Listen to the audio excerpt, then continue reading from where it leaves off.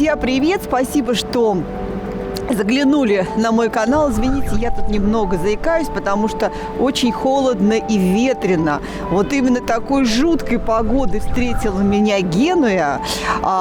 И я сюда приехала для того, чтобы присмотреть место для иммиграции. Ну, может быть, не саму Геную и окрестности. И сегодня я буду вас знакомить с городом, буду знакомить в этом фильме вас с другими небольшими городками, с одним, вернее, небольшим городком рядом с Генуей. И, надеюсь, это вам поможет узнать это место и приехать сюда, может быть, в качестве туриста, а может быть, и на постоянное место жительства. Ну что, погнали?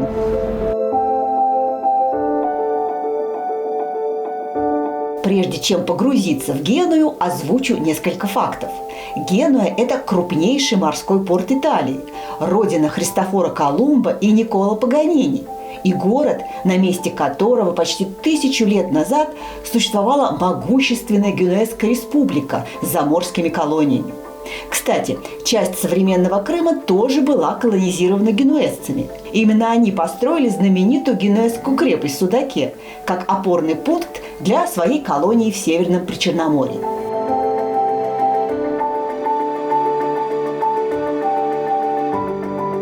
Знакомство с Генуей начинают с центральной площади Пьяцца Феррари.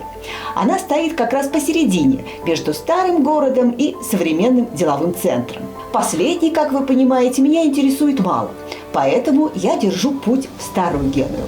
По дороге любуюсь круглым фонтаном, статуей Гарибальди, нарядными зданиями и широкими проспектами.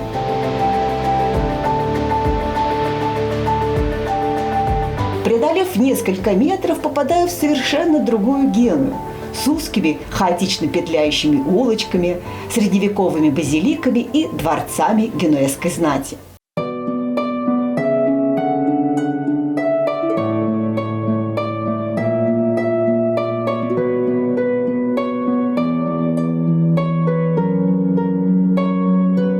Первая достопримечательность на моем пути – кафедральный собор Сан-Лоренцо, облицованный в типичном для Генуи полосатом стиле. Судьба храма повторяет судьбу его европейских собратьев. Начал строиться в XII веке, строился 300 лет и смешал в себе кучу разных архитектурных стилей.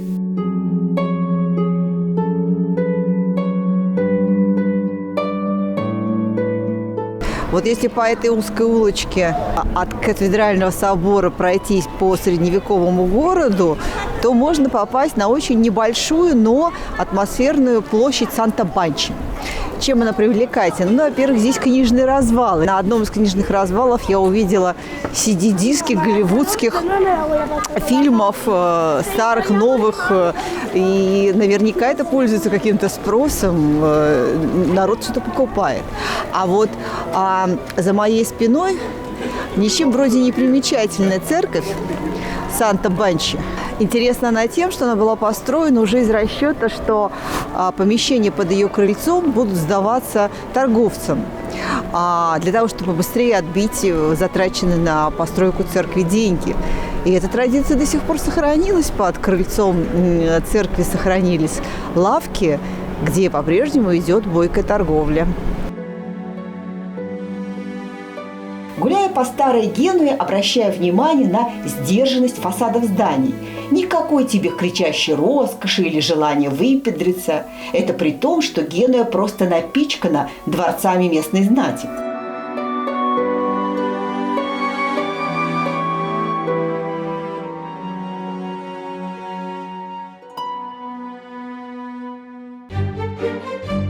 В XV веке город был главными морскими воротами Европы. По морю в Геную плыли несметные богатства, зарождалась банковская система, строились соборы и дворцы генуэзской аристократии. Кстати, скромные снаружи и роскошные внутри. Мудрые генуэзцы не выставляли богатство на показ, дабы не провоцировать конфликты и волнения. В качестве примера я приведу базилику Святейшего Благовещения, в которой я сейчас нахожусь. А снаружи я бы в жизни не догадалась, что это какое-то значимое сооружение. Оно очень сдержанное, очень лаконичное, даже аскетичное. Но когда заходишь внутрь, тут прям глаз режет от золота и роскоши.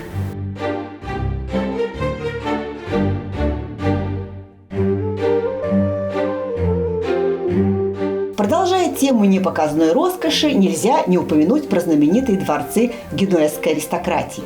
Их сохранилось около 100. 42 из них находятся под охраной ЮНЕСКО. Я решила посмотреть Палаццо Реали, бывшую резиденцию савойских королей, а ныне музей. Но в этот день у меня было гулятельное настроение, и музей я отложила на потом.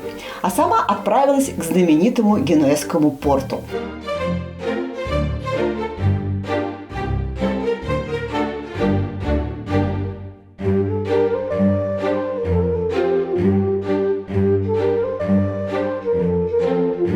Здесь когда-то был знаменитый генуэзский порт, куда приезжали огромные богатства.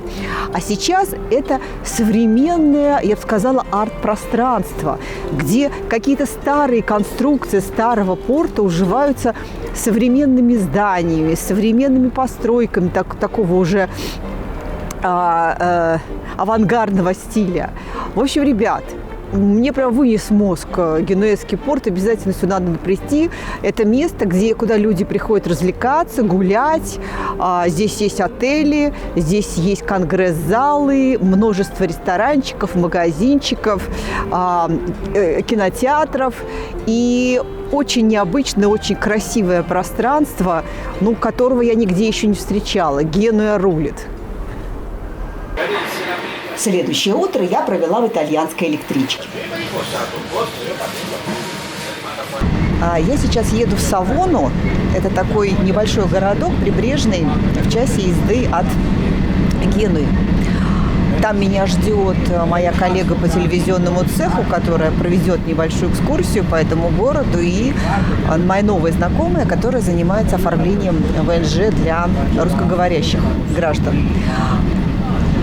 Я знаю, что Савона очень популярна среди русских и русскоговорящих. Посмотрим, в чем секрет популярности, потому что Савона вообще по многим критериям подходит. Для меня она находится рядом с морем, рядом с большим городом Генуей. И, в общем, говорят, очень симпатичный городок. Посмотрим. Так, знакомимся, Тамара. Я назвала тебя Тамара коллегой по телевизионному цеху. Мы с ней знакомы 100 лет. И она уже друг, не только коллега. И вообще не изменились. Да. Потому что столько лет прошло, мы все юные, свежие, гуляем по Савоне. Посмотрите на эту красавицу. Тамара вообще была одно время, она вообще журналист очень хороший. Но одно время, видимо, в бедные студенческие годы подрабатывала модель. Я знаю. Нет. Да ты сама рассказывала. Это чуть-чуть там. Все равно, надо гордиться. В общем, я тут одна в мехах, потому что погода вроде бы такая зимняя, но все ходят в пуховиках. Но я же имею шубу, я же должна ее где-то выгуливать, и пусть снега нет. Шуба-то что, небось, это итальянская? Шуба московская. Московская? Все московские шубы взяла с собой. Так. Ой, расскажи мне, как тебя сюда занесло, почему сюда? Я жена декабриста, или как сейчас принято говорить, релоканта. Ага. Отважная жена, которая решила поехать за мужем и испортить ему всю релокацию, как в анекдоте, да?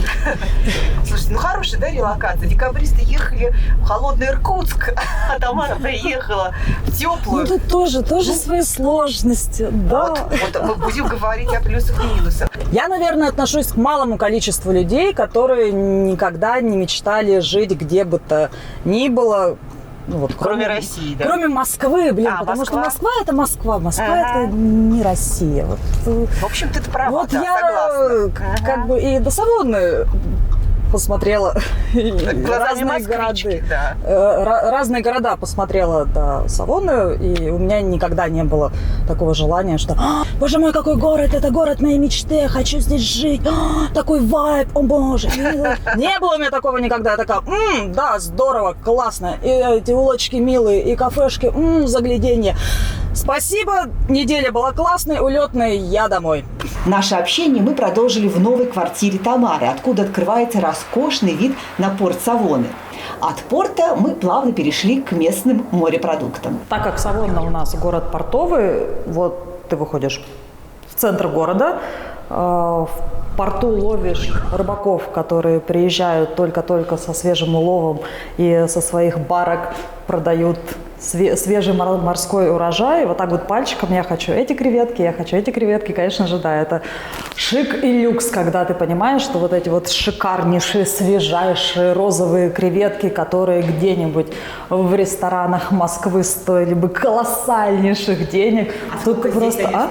Сколько килограмм? Ну, тут, например, розовые креветки можно килограмм за 39 евро. Ну, то есть умножаем на 100, за сколько? За 3900. У тебя вот килограмм вот этих вот шикарнейших, свежайших, которых даже, я думаю, в ресторанах-то московских не везде встретишь. Ну, ты прям вот так вот прям приносишь этот пакет и вот прям дербанишь, либо обжариваешь, либо там макаешь в соус. Вот. Но не креветками едиными жив человек. Что здесь с досугом и культурной жизнью? Поинтересовалась я у Тамары. Очень мне нравится в Италии.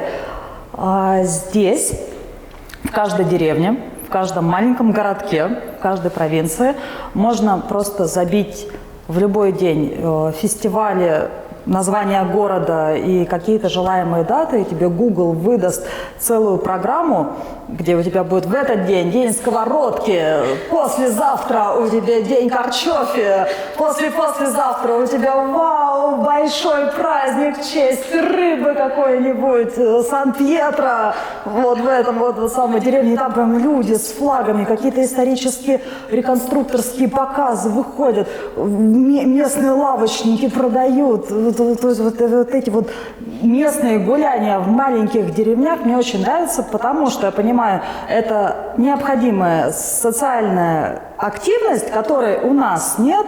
И у нас из развлечений что в деревнях? А тут у тебя действительно народ готовится к тому, чтобы выступить в этот день на фестивале, представить свою продукцию, как-то себя презентовать. Это вот прям невероятно круто. Ты можешь, находясь в любой точке Италии, как у меня сложилось пока что впечатление, всегда найти в любой день, ну, чаще всего это выходные, какой-то фестиваль. Ближе, дальше, сел на машину, на электричку, поехал, поучаствовал, у тебя уже впечатление. Мы сейчас идем по какой-то аристократической улице, я бы сказала, потому что... Это пешеходная улица, их не так много в Савоне, но это одна из основных. И мы сейчас подходим к самому, наверное, для меня это самый красивый дом Савонны. Но, может, кто-то скажет, один из. Вон, можно заглянуть даже во входную группу. Там такой декор обалденный.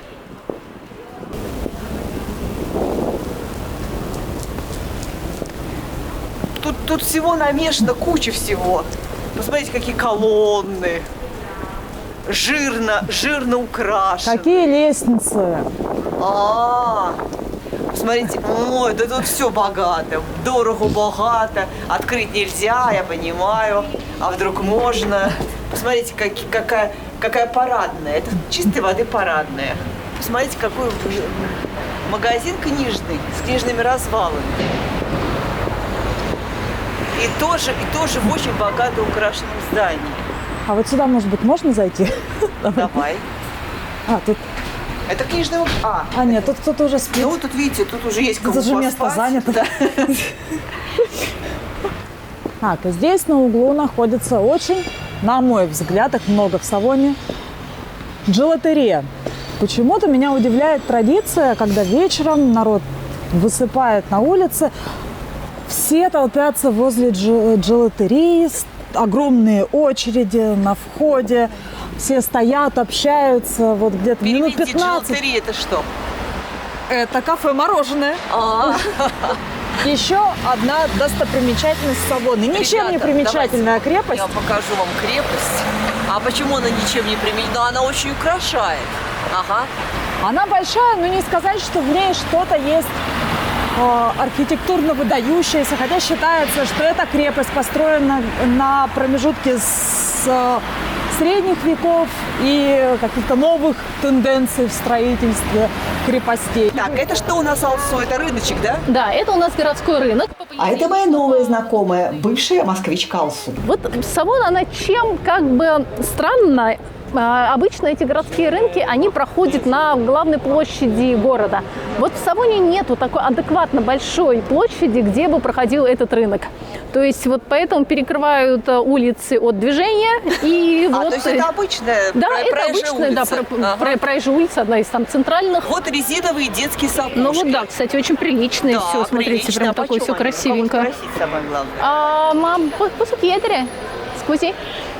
Posso chiedere quanto costa? 55 евро. Сколько? 55 евро. 55 Это кроксы, евро, настоящие. это 5000 настоящие, рублей. Ага. настоящие кроксы. Нифига Не знаю, себе, дорого, настоящие недорого. кроксы, ребят. Да. Grazie mille. Ага. Хорошо, за 25, да, даст. За 25 готов Потому отдать? что уже то есть начались скидки. 2500 рублей. Да. За 2 евро можно купить много-много-много всякой теплой одежды, я так понимаю. Да, кстати, итальянцы- И, кстати, очень неплохого качества, я хочу сказать. Вот это кашемир за 2 евро. Очень хорошее качество. Да, если не лень Это хлопок, рыться в этом похоже. всем, Да. то да. Итальянцы, кстати, абсолютно спокойно в этом 6 всем. евро, бах ты, Да. бог ты мой. Приезжают сюда разные рынки, которые там и какие-то шоколадные ярмарки, потом какие-то пьемонтские деликатесы, колбасы, сыры. Ну, вот этим Италии прекрасно. То, что можно... Про еду у них все хорошо, очень организовано. Можно купить вино, можно продегустировать все. Они там все улыбаются, рассказывают, наливают, отпускают и так далее. У меня в России было все прекрасно. У меня вообще ювелирная семья. Если погуглите, там, посмотрите Гумировы, это все мы. У меня у дяди большой ювелирный завод, у папы, у тети. У меня у самой был ювелирный магазин прямо в центре Москвы, на улице Никольская, вот 2 шага от Кремля. И, в общем, собственно, у меня было все хорошо. И большая татарская семья, все дружно, все прекрасно. Москву я обожала, будучи москвичкой. Но в тот момент уже ювелирный бизнес как-то так не очень хорошо шел. И я, в общем, поддалась уговорам мужа на тему того, что давай, говорит, попробуем, мы с тобой москвичи, а мы ничего не теряем, мы никакие мосты не сжигаем. Не понравится, мы всегда вернемся. Но в то же время для сына будет, у меня был на тот момент 12-летний сын, он и сейчас есть, но он уже взрослый. И в то же время будут для него какие-то возможности, европейское образование. Я сказала, ну окей, давай попробуем. То есть вот моим ключевым как бы словом было попробуем. По первости, наверное, это самая большая проблема всех приезжающих, поменять полностью среду. И прежде всего языковую в том числе, и культурную тоже, само собой, но вот для меня была очень важна дружеская среда. У меня здесь ни единой души знакомой не было, и было тяжело. Ну, так как я достаточно так социально активная, я на каждый такой призыв где-то в соцсетях, там, здравствуйте, мы в Савоне, давайте встретимся, да. И, наверное, благодаря мне в том числе здесь такая образовалась небольшая диаспора. Здесь у нас вот до сих пор очень много русскоговорящих, мы очень дружны. Там и русские, украинцы, белорусы, казахи. И вот я, когда создала уже такой круг общения, стало легче. Вы знаете, какой я совет даю клиентам? Когда они сомневаются, Италия – это страна Италия, прежде всего я спрашиваю, вам нравятся ли итальянцы? То есть так или иначе, можно смириться со всем, можно смириться с погодой, с природой, но при этом нельзя смириться с тем, что тебе не нравятся люди, которые тебя окружают. Вот если ты каждый день приходишь в бар и слышишь это «Бонжорно, сеньор», вам там, как обычно, то-то и то-то, и это заряжает энергией. И готовы простить и бюрократию, и где-то их немножко раздолбайство, и вот там какие-то неадекватные очереди, и не очень там хороший профессионализм, с чем я сталкиваюсь. Но мне нравятся итальянцы за их легкость, за их позитив, за то, что они не принимают, наверное, вот большие проблемы близко к сердцу, в отличие от нас, россиян. Может быть, потому они и самая долгоживущая нация в Европе, Потому что, да, они эмоциональные, они-то поболели за футбол, там, вспыхнули, там, что-то такое, там, неприличным словом обозвали свое правительство. Но дальше они садятся за столом и говорят о еде, говорят о природе, говорят о вине, о кофе, о женщинах. И вот мне вот это нравится. Этот вот позитив, он заразителен. И вот хочется вот жить и стареть, в том числе в такой стране, где люди ходят и улыбаются. Потому что мы привыкли к тому, что там трын, и такси у тебя там через 2 минуты и под окнами там трын, и у тебя через 15 минут уже обычный человек с Яндекс.Едой или там с чем сейчас модно стоит. Здесь быстрая доставка считается доставка на следующий день. И да, к этому тяжеловато привыкнуть, но вот, например, к этому, ладно, я еще как-то приспособилась, понимаю, что, ну да, магазин работает до 7, вот все, вот тут нету других вариантов, и ночью, не достанешь там ничего, то есть это просто там вопрос привычки, адаптации. Но вот на решение не смирилась, это общественный транспорт и такси. Здесь так себе ходят поезда, в том плане, что они же сами придумали анекдот. Когда один итальянец другому говорит: подожди, ты же говоришь, поезда опаздываешь, вот же пришел вовремя. Это вчерашний. Но здесь, например, по городу, чтобы из одного городка в другой доехать, это автобусы, которые тоже ходят, как им удобно. А чтобы вызвать такси, например, у меня просто от станции 30 минут пешком, и в принципе я обычно хожу пешком, а тут дождь. И я попросила своего друга, итальянца, вызвать такси. Он полчаса вызывал такси, просто не мог дозвониться. Он говорит, дождь, наверное, все вызывают. И такси безумных денег стоит. Вот про тот же случай от моего дома до станции, 5 минут, 7 минут, 20 евро. И людей, которые уже за 40, которые состояли в своей профессии, причем и финансово в том числе, есть несколько вариантов для переезда в Италию. Самый такой банальный, наверное, вариант – это резиденция электива, выбранное место жительства. Она подходит тем, у кого есть пассивный доход, именно пассивный. То есть доход от того, что вы сдаете, например, недвижимость, что-то по белому, что есть контракт, или доход от акций, или пенсия. То есть это действительно прям пассивный, и это будет абсолютно все проверяться в консульстве. Годовая сумма этого пассивного дохода должна быть от 31 тысячи евро. Второй вариант, это который сейчас очень как раз актуальный, это виза фрилансер, как ее называют. Называется она по-итальянски «Lavoro autonomo libero professionista», то есть автономная работа свободного профессионала. Это а-ля номад, то, что итальянцы не довели до ума. Здесь как раз нужно доказать, что вы можете работать на себя здесь, в Италии. То есть это не обязательно вы именно в России должны были иметь ИП, либо свою фирму в какой-то период. Нет, вы должны доказать своими знаниями и своим портфолио. Это, получается, виза, она обязывает, когда вы уже сюда приехали, вы должны будете открыть ИП. ИП вы открываете для того, чтобы при продлении визы, которые пермесса, ВНЖ, которые дают либо на год, либо на 2, либо уже сейчас иногда и на 3 дают, вы, получается, должны показать государству, что вы приехали, то есть вы продекларировали: я хочу приехать в Италию и работать на себя. Поэтому при продлении вы показываете свои ИП, показываете свой минимальный доход 8400 евро на человека и говорите: да, смотрите, я приехал, я открыл ИП, я заработал эти деньги, я выполню обязательства, пожалуйста, продлите мне ВНЖ. И как раз упрощенка здесь, в Италии, ИП в режиме упрощенки очень такая выгодная тема. Это нечто среднее между нашим самозанятым и ИП на упрощенке, 5% с оборота. Первые 5 лет, с 6-го года 15%, и там нужно не превышать максимальный порог оборота.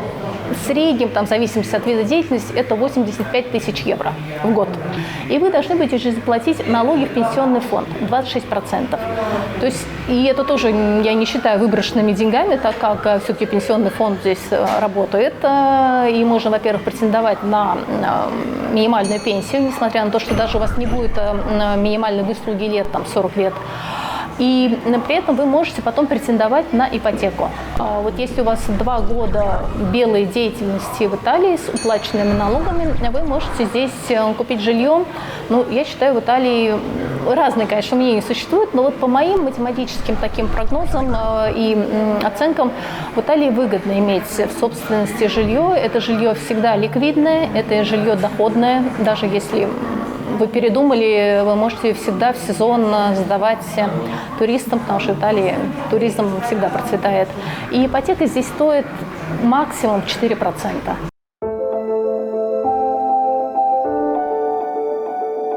Я снова в Генуе, и в моих планах забраться на общественном лифте на высокую точку и полюбоваться Генуей сверху.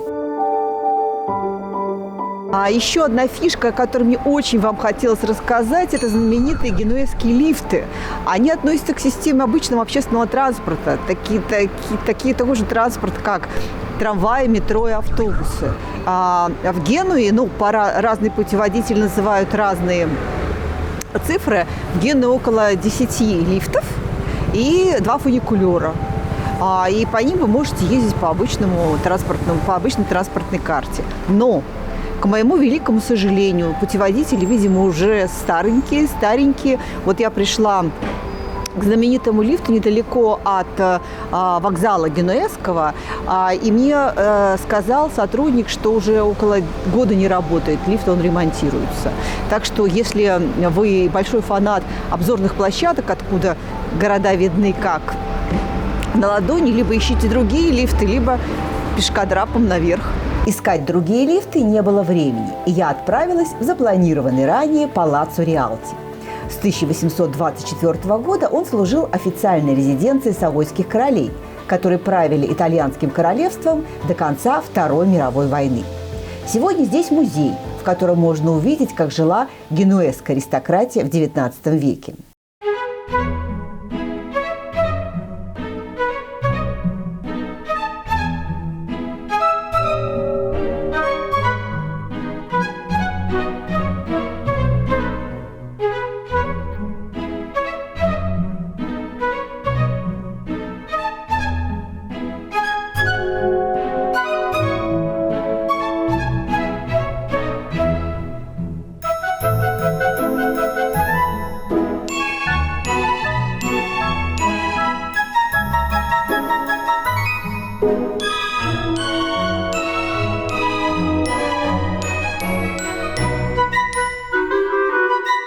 Я гуляю по парку Палаццо Риалти. Это один из многочисленных дворцов генуэзской аристократии, сохранившихся в городе. Интерьеры роскошные, очень красивые, но, хочу сказать, они сделаны со вкусом. Вообще итальянцы – это люди, которые рождены с хорошим вкусом. Это, видимо, с генами, что ли, им передалось. Я вспоминаю, как я гуляла в Царском селе по роскошным залам дворца, и там как-то все было перебор с золотом, с декором. На там 55-м зале я уже устала от золота, в глазах рябило. А здесь как-то все сделано со вкусом. Разные залы, есть золото, но его немного, все как-то уместно, очень красивая зеркальная галерея. То есть я получила какое-то эстетическое удовольствие, посмотрев на интерьеры этого дворца, и даже вдруг поймала себя на мысли, что я бы не прочь там пожить. Там достаточно уютно.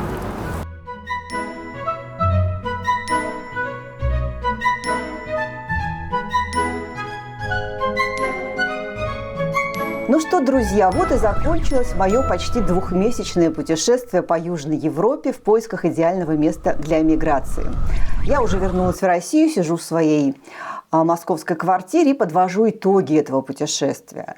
Я посетила 3 страны – Италию, Португалию, Испанию и около 11 городов и городков. Эти страны я оценивала по 9 критериям. Теплый климат, близость к большой воде, близость к международному аэропорту, оптимальное соотношение цены и качества на самые необходимые, жизненно необходимые вещи, такие как недвижимость, продукты, транспорт, интернет, мобильный телефон и тому подобное, хорошая инфраструктура, простота и доступность легализации, близкий мне менталитет и рынок качественных европейских женихов. Кто следит за моим сериалом об эмиграции, знает, что я собираюсь устроить личную жизнь. Итак, в следующем выпуске я проведу сравнительный анализ Испании, Италии и Португалии по этим основным 9 критериям. Поэтому, если вам это интересно, если наши предпочтения в месте, где вы хотите жить, мечтаете жить, совпадают, то не забывайте подписываться, нажмите на колокольчик, чтобы не пропустить видео. Поэтому я с вами ненадолго прощаюсь. Целую, ваша Юля.